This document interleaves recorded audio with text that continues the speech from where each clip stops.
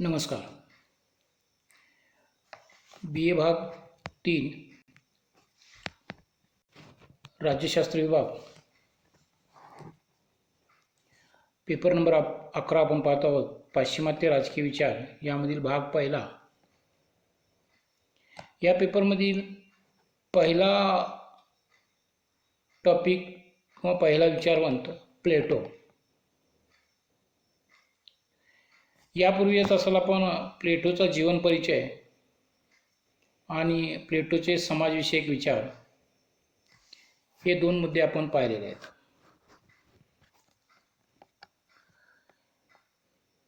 प्लेटोच्या समाजविषयक विचारामध्ये प्लेटोने विशिष्ट भावनांच्या आधारे 3 वर्ग सांगितलेले आहेत. बुद्धिमत्तेच्या आधारे राज्यकर्त्यांचा वर्ग जो राज्यकारभार करतो. दुसरा साहस, शौर्य, धैर्य या घटकांच्या आधारे सैनिक वर्गाचं कार्य करतो. आणि तिसरा भावनाप्रधान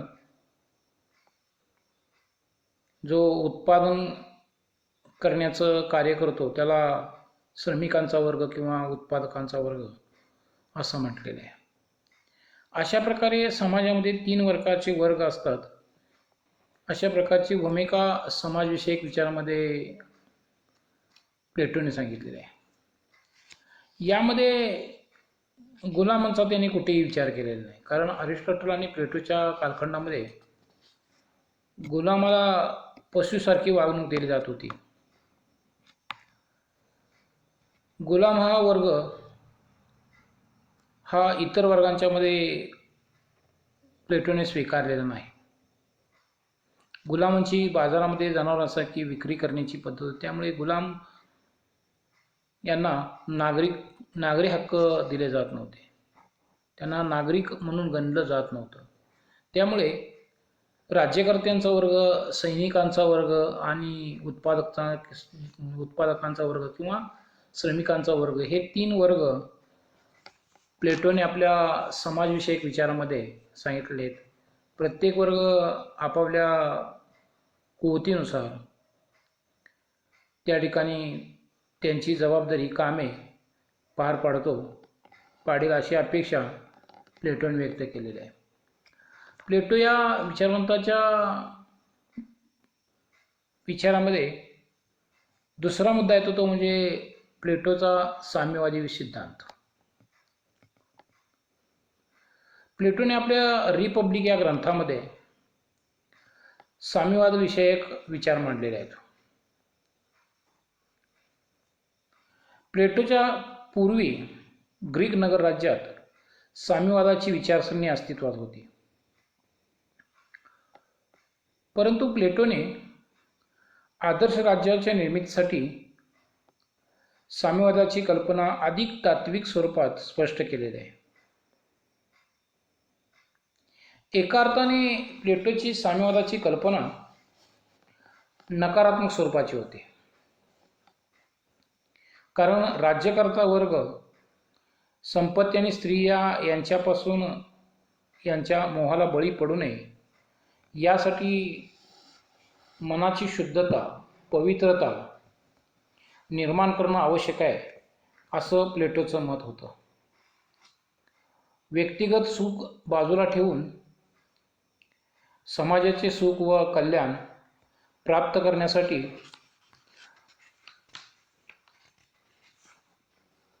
राज्यकर्त्या वर्गाने प्रयत्न केले पाहिजेत, तशा प्रकारचे कर्म केले पाहिजे, अशा प्रकारची भूमिका प्लेटोची होती.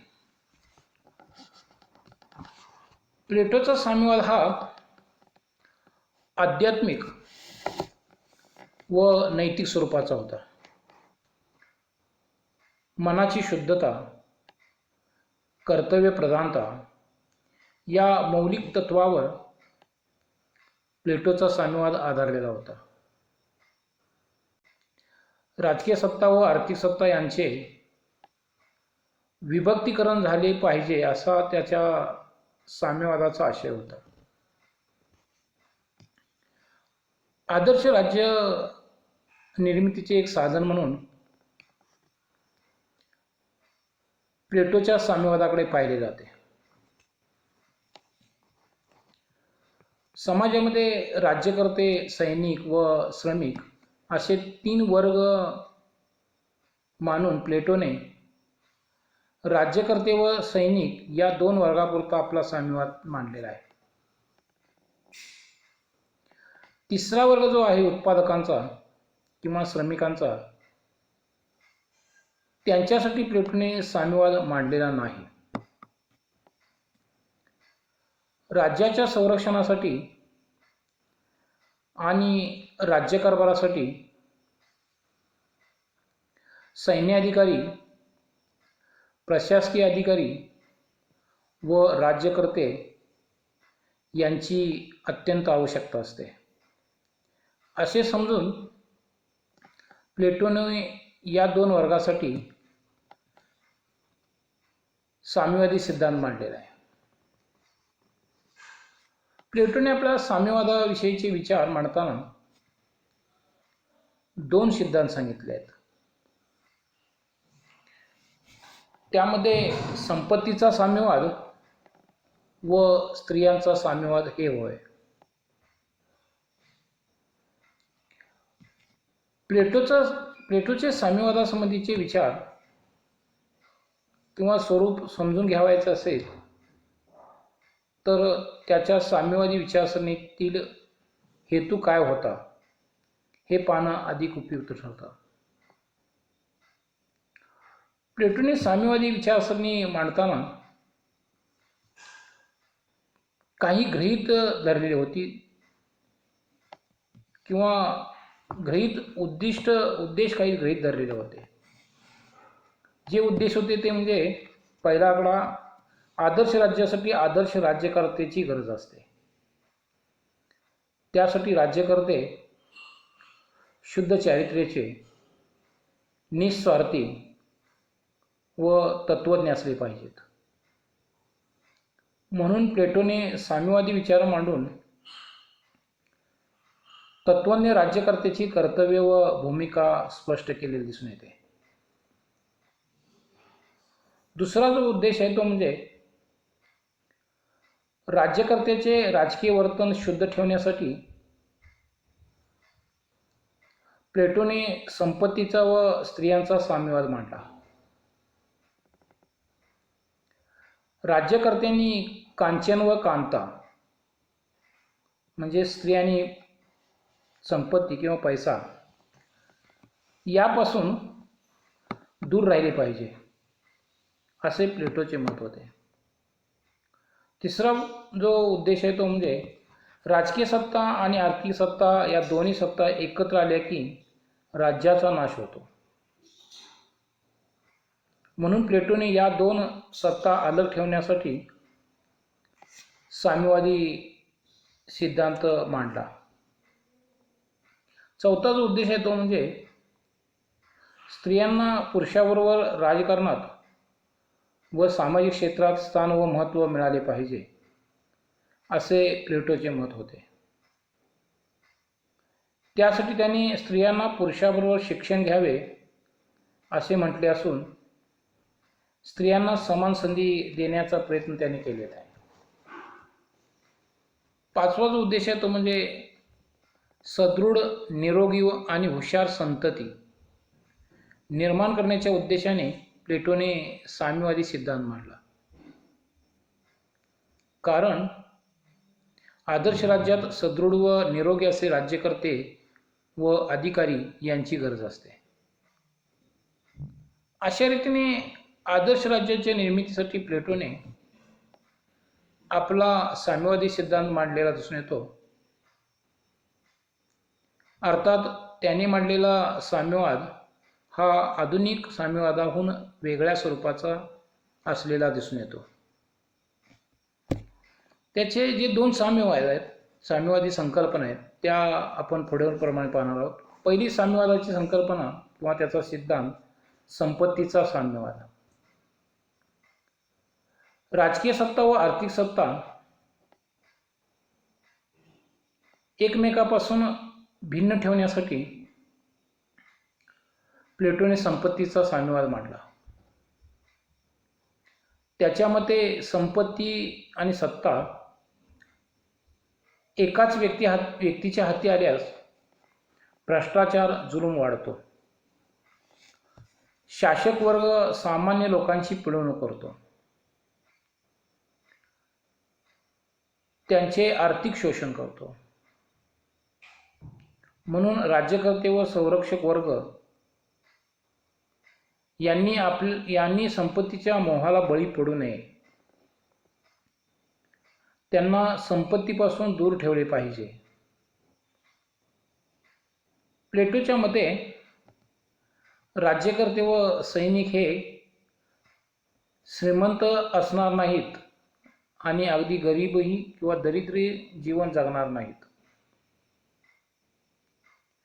त्यांना जीवन जगण्यासाठी जेवढी संपत्ती आवश्यक आहे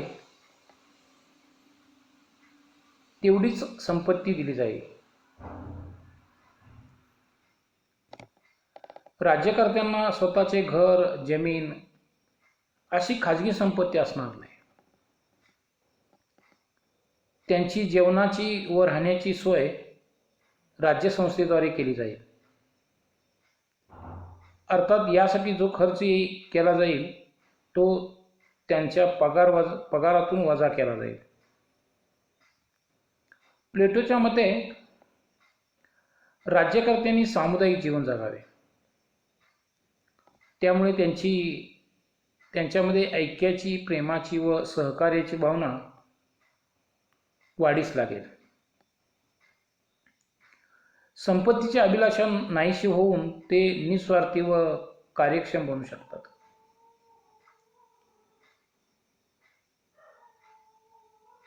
प्लेटोच्या मते राज्यकर्ते व संरक्षक या वर्गाला संपत्तीपासून बाजूला ठेवले पाहिजे. त्यासाठी त्यांना समाजहिताचे महत्त्व समजावून दिले पाहिजे.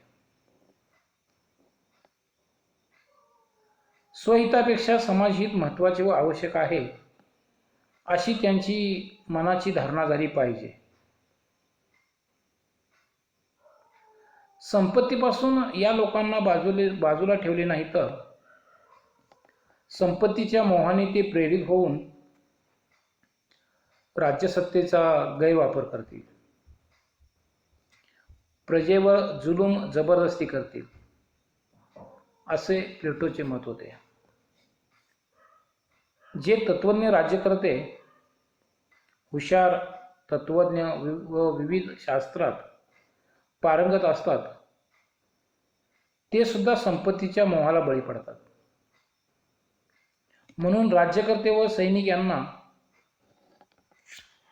कर्तव्यनिष्ठतेची, कर्तव्य पालनाची जाणीव नियमित करून दिली पाहिजे. नगर राज्यात शांतता व स्थैर्य, सुव्यवस्था निर्माण होण्यासाठी राज्यकर्त्यांनी निस्वार्थीपणे, निपक्षपातीपणे राज्यकारभार पाहिला पाहिजे. एकंदरीत प्लेटोने संपत्तीविषयक साम्यवादी विचार मांडून संपत्तीचा राज्यसत्तेवर पडणारा भयानक प्रभाव दाखवलेला आहे. अशा प्रकारे प्लेटोने राज्यकर्ते वर्ग व सैनिक वर्गाला संपत्तीपासून दूर ठेवण्याची भूमिका मांडली. आजच्या परिस्थितीत आपण पाहिल्यास निश्चितच प्लेटोचे साम्यवादाविषयीचे विचार काही अंशतः मान्य करावे लागतील. कारण आज आपण पाहतो की राजकारणातील व्यक्ती, प्रशासकीय अधिकारी हे भ्रष्टाचाराच्या मार्गाने संपत्तीच्या मोहजाळात अडकलेले दिसून येतात. ते सत्तेचा गैरवापर करताना दिसून येतात. त्यामुळे प्लेटोचा संपत्तीचा साम्यवाद काही अंशतः राज्यकर्ते वर्ग, प्रशासकीय वर्गांना लागू केल्यास निश्चितच भ्रष्टाचार, गैरमार्गाचा अवलंब, सत्तेचा गैरवापर अशा प्रकारचे दोष आहेत ते कमी होण्यास मदत होईल असं आपणास म्हणता येईल. प्लेटोचा दुसरा जो साम्यवादाचा प्रकार आहे तो म्हणजे साम्यवादातील दुसरा सिद्धांत आहे तो म्हणजे स्त्रीविषयक साम्यवाद. संपत्तीच्या साम्यवादाबरोबरच प्लेटोने स्त्रीविषयक साम्यवाद सांगितलेला आहे. त्याच्या मते राज्यकर्ते व संरक्षक वर्गाने कुटुंब संस्था व विवाह संस्था यापासून अलिप्त राहावे. राज्यकर्ते व सैन्याधिकारी यांनी विवाह करू नये, कारण संपत्तीपेक्षा स्त्रियांचा मोह अधिक होऊ शकतो. म्हणून राज्यकर्त्यांनी कांचन आणि कांता यापासून दूर राहावे.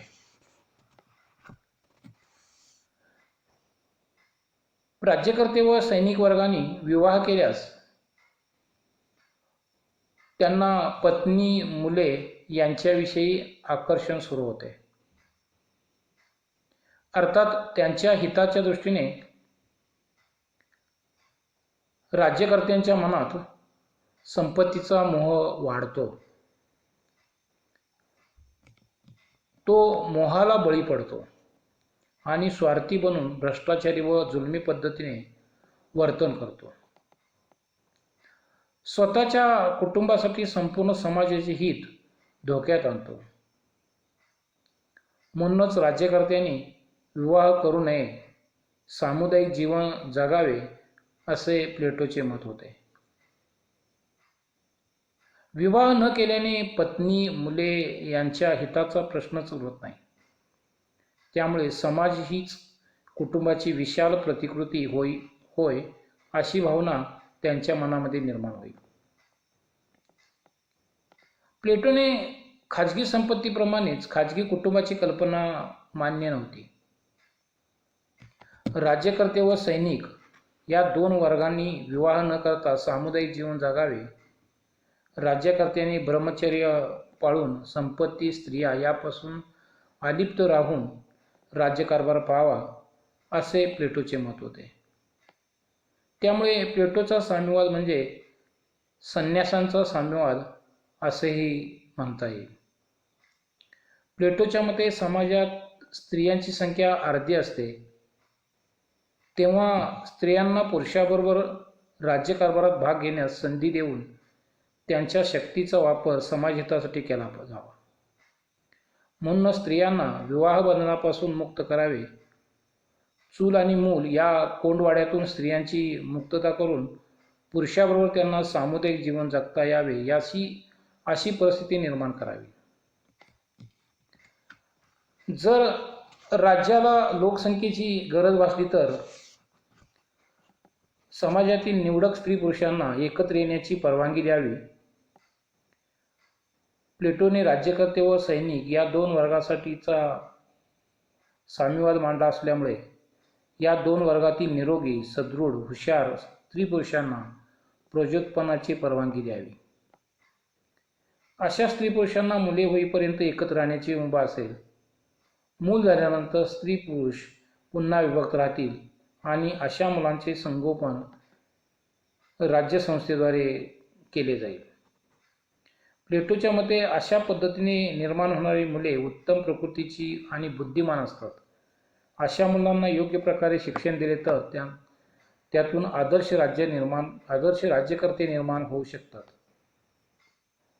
प्लेटोने सुचवलेली प्रजोत्पादनाची पद्धतीवर अशी टीका केली जाते की अशा मुलांचे संगोपन संवर्धन शासनामार्फत होत असल्याने त्यांना आपल्या आईवडिलांची ओळख पटणार नाही. त्यामुळे प्रेमाची, जिव्हाळ्याची भावना लोप पावेल. परंतु प्लेटोचे याबाबतचे असे मत होते की अशी मुले समाजातील सर्व स्त्री पुरुषांना आपल्या आईवडिलाच्या ठिकाणी मानतील आणि समाजातील सर्व स्त्री पुरुष या मुलांना आपलीच मुले समजतील. साहजिकच प्रेमाची, ऐक्याची भावना वाढीस लागेल. अशा प्रकारे प्लेटोने संपत्तीचा व स्त्रियांचा साम्यवाद मांडून मालमत्तेचा अधिकार व विवाहाचा अधिकार संपुष्टात आणलेला दिसतो. त्याच्या मते राज्यकर्ते व अधिकारी संपत्ती व स्त्रिया यापासून अलिप्त राहिल्यामुळे स्वार्थी, जुलमी वृत्तीचे बनू शकत नाहीत. उलट निस्वार्थीपणाने, विवेकबुद्धीने आणि कार्यक्षमतेने जनतेची सेवा करू शकतील. एकंदरीत प्लेटोने राजकीय सत्ता व आर्थिक सत्ता विभक्त ठेवून समाजातील मतभेद संघर्ष कमी करता येतील आणि ऐक्य व समता वाढवून समाजहित साध्य होईल अशी साम्यवादी विचारसरणी मांडलेली होती. अशा प्रकारे प्लेटोने स्त्रियांचा आणि संपत्तीचा साम्यवाद मांडलेला आहे. प्लेटोच्या या साम्यवादावरती काही टीका किंवा आक्षेप घेतले जातात ते पुढीलप्रमाणे. आकडा 1. प्लेटोचा साम्यवाद नैतिक प्रेरणेतून व समाजहिताच्या जाणीवेतून निर्माण झालेला आहे. त्यामुळे त्याने व्यक्तीच्या नैसर्गिक प्रवृत्तीचा विचार केलेला नाही. संपत्ती मिळवणे, कुटुंबात राहणे या मानवाच्या सहज प्रवृत्ती आहेत. परंतु प्लेटोने संपत्ती व स्त्रिया यापासून व्यक्तीला बाजूला ठेवल्यामुळे त्याने सांगितलेला आदर्श शासक निर्माण होणं कठीण आहे. व्यक्तीला संपत्ती, स्त्रिया यांच्या मोहापासून क्षणिक सुख मिळू शकते. या सुखातून पुढे तिला समाजहिताची जाणीव होऊ शकते. परंतु प्लेटोने संपत्ती, विवाह, कुटुंब या गोष्टी मान्य केलेल्या दिसून येतात. दुसरा जो टीका केली जाते ते म्हणजे प्लेटोचा साम्यवाद हा केवळ 2 वर्गासाठीच असून त्यामध्ये उत्पादक किंवा श्रमिक वर्गाचा समावेश केलेला नाही. प्लेटोच्या साम्यवादाची व्याप्ती केवळ राज्यकर्ता, तत्त्वज्ञ, पालक वर्गापुरताच आहे. समाजातील श्रम करणाऱ्यांचा फार मोठा वर्ग असतो, परंतु प्लेटोने या वर्गाची साम्यवादात उपेक्षा केलेली आहे. तिसरी जी टीका केली जाते ते म्हणजे प्लेटोचा शिष्य अरिस्टॉटलने साम्यवादी विचारावर टीका केली आहे की प्लेटोने विवाह संस्था, कुटुंब संस्था या मूलभूत व महत्त्वाच्या सामाजिक संस्थाच नष्ट केल्या आहेत. अरिस्टॉटलच्या मते कुटुंब संस्था ही राज्याची छोटी प्रतिकृती आहे. परंतु प्लेटोने कुटुंब संस्था हा राज्यसंस्थेचा पायाच उकडून काढलेला दिसून येतो.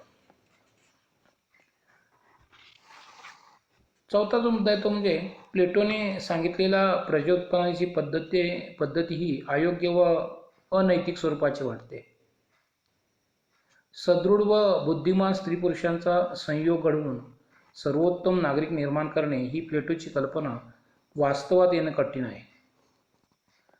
अशा पद्धतीने जन्माला येणारी मुलांना आई वडिलांचे प्रेम, वात्सल्य, ममता या गोष्टी मिळणार नाहीत आणि त्यांच्या व्यक्तिमत्वाचा सर्वांगीण विकास होणार नाही. पाचवी जी टीका केली जाते ती म्हणजे प्लेटोने राज्यसंस्थेला आदर्श मानण्याची चूक केलेली आहे. राज्य आदर्श मानल्यामुळे त्याने व्यक्तीला गौण स्थान देऊन व्यक्तीच्या सुखाकडे, विकासाकडे दुर्लक्ष केलेलं आहे. सहावी जी टीका केली जाते ती म्हणजे प्लेटोचा साम्यवाद हा आदर्श राज्याच्या निर्मितीसाठी मांडलेला एक काल्पनिक विचार वाटतो. कारण आदर्श राज्याची कल्पना मूर्त स्वरूपात येणं कठीण आहे. स्वतः प्लेटोने आपल्या दी लॉज या ग्रंथामध्ये ते मान्य केलेले आहे. सातवी जी टीका आहे ती म्हणजे प्लेटोने राज्यकर्ते व सैन्याधिकारी यांच्यासाठी सुचवलेली सामुदायिक जीवन जगण्याची कल्पना निरर्थक वाटते. संपत्ती, विवाह यापासून अलिप्त राहून निवडक बुद्धिवादी राज्यकर्त्यांनी राज्यकारभार करणे किती कठीण गोष्ट आहे याची जाणीव असूनही प्लेटोने या विचारावर जोर दिलेला दिसून येतो. त्यामुळे प्लेटोचा साम्यवाद तार्किक, सुसंगती व वास्तवाला आढळून येत नाही. आठवी जी टीका केली जाते ती म्हणजे प्लेटोच्या साम्यवादामुळे समाजाची सरळ सरळ 2 विभागात विभागणी झालेली दिसते. राज्यकर्ते व सैनिक या 2 वर्गांना संपत्ती, स्त्रिया, विवाह, कुटुंब संस्था यापासून अलिप्त ठेवले आहे, तर श्रमिक उत्पादक वर्गाला यावर पूर्णपणे स्वातंत्र्य दिले आहे. खाजगी मालमत्ता, विवाह याबाबत या तिसऱ्या वर्गाला सवलत आहे, परंतु त्यांना राजकारणात भाग घेता येत नाही. अशा रीतीने प्लेटोने समाजव्यवस्थेचे दोन तुकडे करण्याची कल्पना गृहीत धरून साम्यवाद मांडलेला दिसून येतो. अर्थात प्लेटो नंतरच्या काळात असा साम्यवाद प्रत्यक्षात आला नाही हे स्पष्टच आहे. शेवटची जी 9वी टीका केली जाते ती म्हणजे प्लेटोचा साम्यवाद प्रजातांत्रिक नसून तो कुलीनतांत्रिक वाटतो. कारण प्लेटोने उत्पादक वर्गाला, शेतकऱ्याला, गुलामांना या साम्यवादात विचार केलेला नाही. केवळ समाजहिताच्या प्रत्यक्ष जाणीवेतून प्लेटोने साम्यवादी सिद्धांत मांडून समाजातील संघर्ष मिटवण्याचा एक वैचारिक व काल्पनिक प्रयत्न केलेला आहे, असा निष्कर्ष काढणे योग्य ठरेल. अशा प्रकारे प्लेटोने साम्यवादासंबंधीचे दोन संकल्पना या ठिकाणी मांडलेल्या दिसून येतात. स्त्रियांचा साम्यवाद आणि संपत्तीचा साम्यवाद. हा साम्यवाद राज्यकर्ते वर्ग आणि सैनिक वर्ग यांना लागू केलेला आहे. उत्पादक वर्ग आणि श्रमिक वर्गाला तो लागू केलेला नाही. परंतु प्लेटोची राज्यकारभार हा आदर्श व्हावा या भूमिकेतून मांडलेली विचारसरणी एक अर्थाने पटू शकते. कारण आजच्या राज्यकर्त्यांचे जे वर्तन आहे याचा विचार करता भ्रष्टाचार, जी काही कार्यामध्ये निष्काळजीपणा, अशा प्रकारचे जे दोष आहेत, गैरमार्गांचा अवलंब, सत्तेचा गैरवापर, अशा प्रकारचे जे कृती होतात त्या नष्ट व्हाव्यात. त्यामुळे संपत्तीने स्त्रियापासून राज्यकर्त्या वर्गाने दूर राहावं हे एक काही अंशतः आपल्याला पटण्यासारखी गोष्ट आहे. परंतु साम्यवाद या संकल्पनेमध्ये या ठिकाणी आजचा साम्यवाद आणि प्लेटोचा साम्यवाद यामध्ये आपल्याला फार मोठी तफावत असल्याचे आपल्याला दिसून येतात. या ठिकाणी आपण थांबतोय. थँक्यू.